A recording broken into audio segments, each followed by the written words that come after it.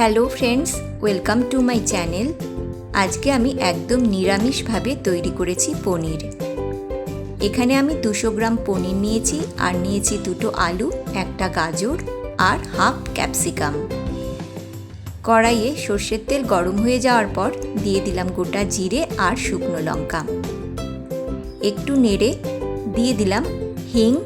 এই সময় গ্যাসের ফ্লেমটা লোতে রাখা আছে। ফোড়নে সুন্দর গন্ধ বেরোলে দিয়ে দিলাম আলু আর গাজরগুলো। এই সময় গ্যাসের ফ্লেমটা মিডিয়ামে করে দিয়েছি। একটু নাড়াচাড়া করে নেব।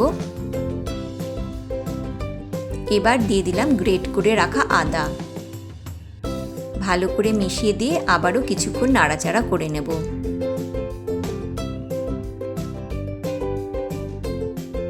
দু 3 মিনিট মতন হয়ে গেছে। দিয়ে দিলাম নুন দিয়ে ভালো করে মিশিয়ে দেব।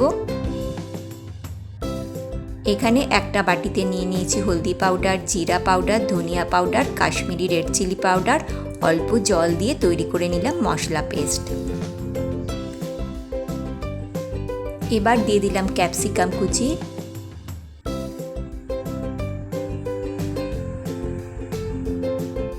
দিয়ে দিলাম 2টো চেরা কাঁচা লঙ্কা।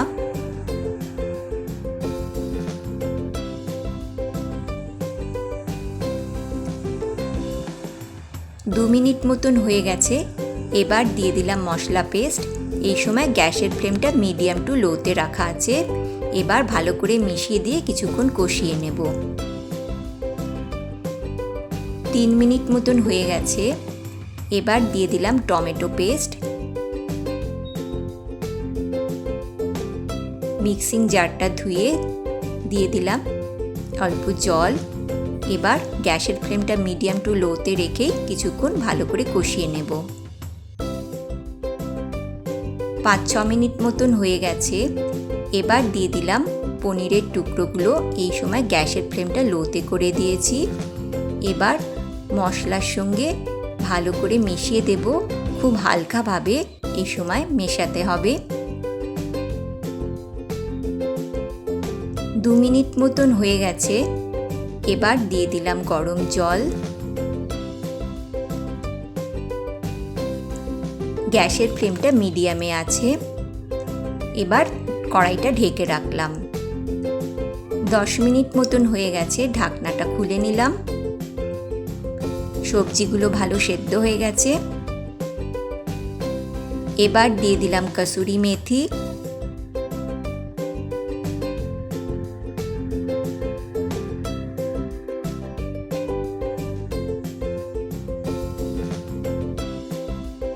দিলাম গরম মশলা।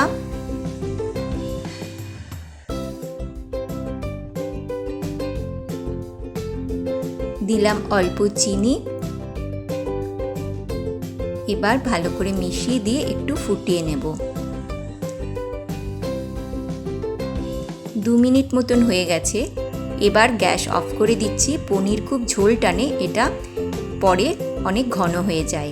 আজকের রেসিপি কীরকম লাগলো সেটা অবশ্যই জানাবেন। ভালো লাগলে সাবস্ক্রাইব, লাইক আর কমেন্ট করবেন। ধন্যবাদ।